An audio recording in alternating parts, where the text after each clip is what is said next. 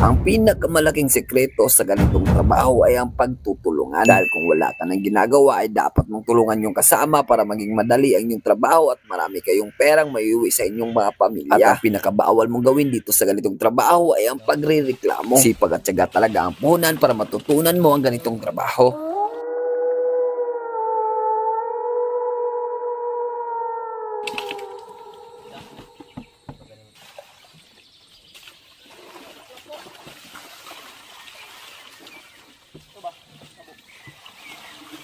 Pagkatapos yung mapisil ang stock ay pwede nyo nang ilagay sa banlasan.